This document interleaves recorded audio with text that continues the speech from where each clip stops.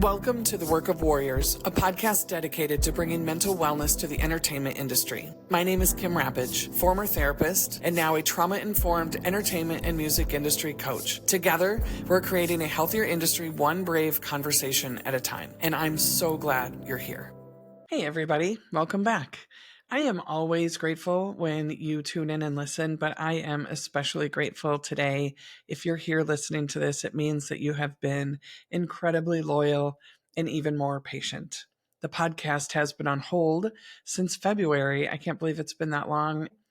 And it's been a whirlwind. And so instead of just randomly dropping episodes, which are coming, I thought I would come on here and just let you know not only what I've been up to, but just what I've been going through. So today's episode is titled Death and Dreams. So the past year has been incredibly challenging, and there's been a lot of death in the literal sense, but also in the metaphorical sense. Is that the right word? So in May of 2024, my mom, who had been living with us for 5 years, due to health conditions, had to move into assisted living. Fortunately, she was 6 minutes around the corner and wonderful community. In June of last year, I entered menopause, endured an ankle injury that I'm still dealing with today, and came down with some kind of sinus issue that I thought were allergies, but come to find out was just menopause induced. And so last summer, I was in the house most of the summer. If you look back at podcasts from last year, you will see that my eyes are really puffy. I looked or sounded like I was sick much of the time. Fortunately, this year that's better. But then throughout the year, my mom's health started really taking a turn and really failing. And so through the holidays, December, January, things took a sharp, sharp turn and really went downhill for her. And my mom passed away June 3rd. But leading up to that, there were many hospitalizations. There were a few falls, and there was just a decline in her ability to, just maintain everyday living. Due to all the medical issues and hospitalizations, she had a ton of medical appointments. On May 26th, she let me know that she was done fighting for her health and that she was ready to go into hospice. I took her to 2 more doctor's appointments where she wanted to go and give them an update and say goodbye. And then that following Thursday, which would have been May 29th, she entered into inpatient hospice, and she died 5 days later on June 3rd. So everything has been a bit of a whirlwind. So that, just in addition to everyday life, coaching, running my own business, being married, having a child, running a house, all the things. It's been a lot. And so when things would shift and I would find that I had too much on my plate, because I'm so protective of my mental health, when I did have too much on my plate, I would look at what can go. It can't be certain relationships, and it can't be my job, and it can't be my work or my income. And so it was always the podcast. With that, I just want to say thank you for being patient. Thank you for sticking around, and thank you for re-engaging. I'm really, really glad that you're here. I've told you about my mom's passing, but I want to talk about what this death has brought to light for me. I believe that everything that happens to us is actually happening for us, and it's a catalyst to take us to our next level of self-awareness, evolution, to our highest selves. And 2 things that have been really profound since my mom's passing are, one, I realized, well, actually, I'll say 3. 3 things. One, her passing was way harder than I anticipated. And I did this 10 years ago when my dad passed too. I thought that because I knew it was coming, somehow it wouldn't be as hard. And my mom had taken care of so many details and logistics that I thought everything was taken care of. And we had had all the hard conversations, and we had really done a good job. Well, it was still really hard, and it is still very hard. So I learned that it was harder than I thought it could be. And it just reminded me that you can't prepare for the grief of significant loss. The second thing, which has been a real catalyst for me, is I realized that I was still much more enmeshed with my mom than I had realized. Her and I had had a tricky relationship throughout my life, even in the past 5 years, and it was complex, to say the least. I had spent a lot of time working on detaching from her, separating ourselves from each other, and that required a lot of self-care on my part as well as boundaries.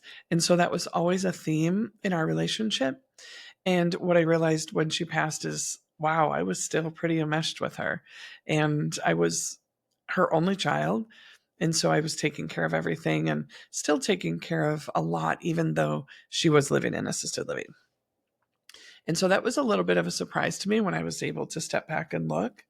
And then the third thing is that I realized, oh, holy smokes, my mom isn't the only person I was overly attuned to.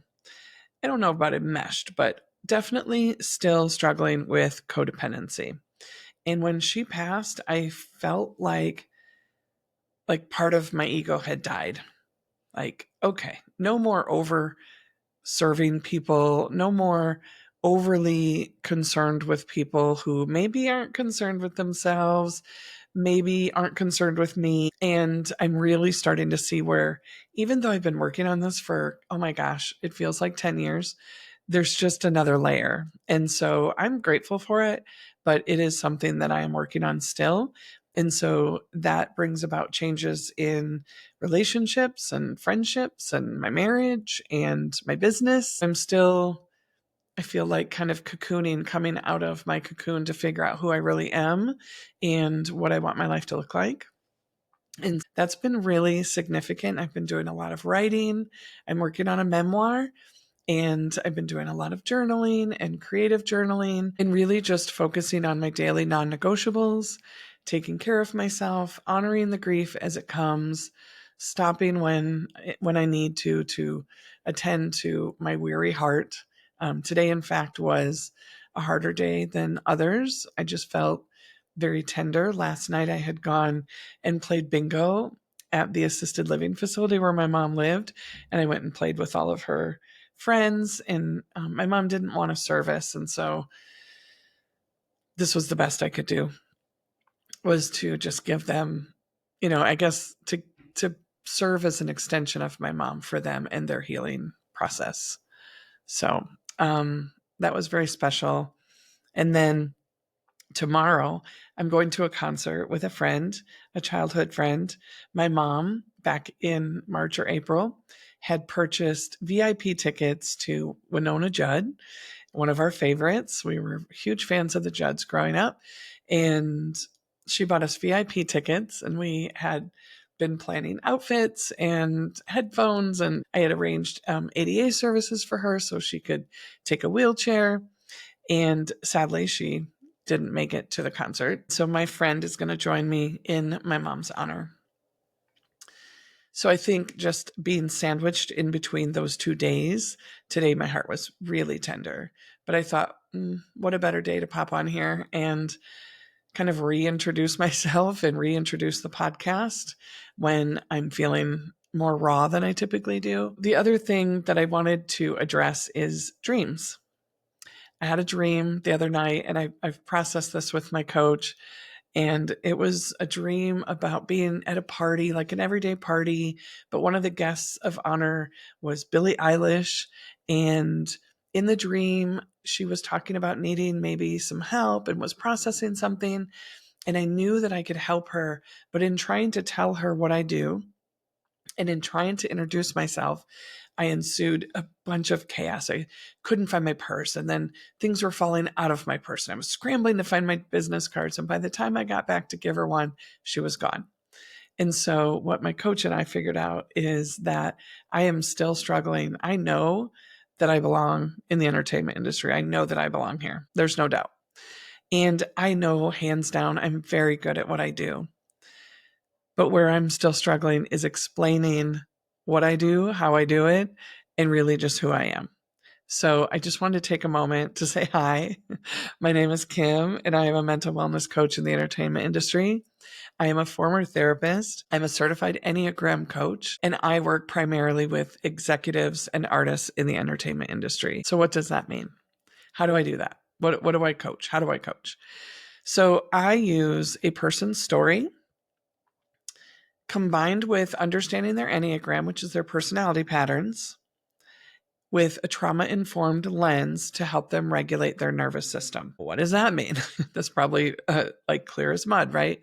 So what I do is I'm able to look at someone's personality through the lens of the Enneagram. So, for example, if you're an Enneagram 2, I know before I even meet you that you are in the heart center of intelligence, that your emotions are strong, that you carry and hold a lot of other people's emotions, and that you may struggle with boundaries and you overextend yourself to help everyone else, and that you struggle with feeling like you have to take care of everyone else or serve everyone else in order to feel loved. Now, when I'm working with a client, say I'm working with that client who's an Enneagram 2, I curate my language and my approach according to what speaks to them the best.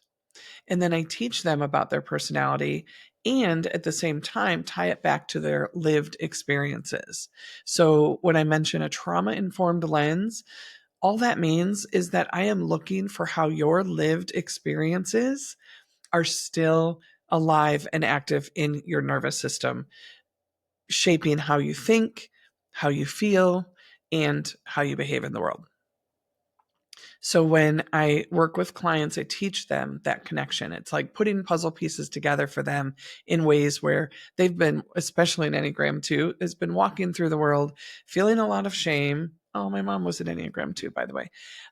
Feeling a lot of shame and, serving and helping and caretaking over and over and over and never feeling like they're enough. I help them put those puzzle pieces together, all while also teaching them things like the window of tolerance and teaching them how to regulate their nervous system activities, from shaking to journaling to dancing to grounding to playing to creating, a million different things depending on that person. What my clients learn how to do is they learn what their body is telling them.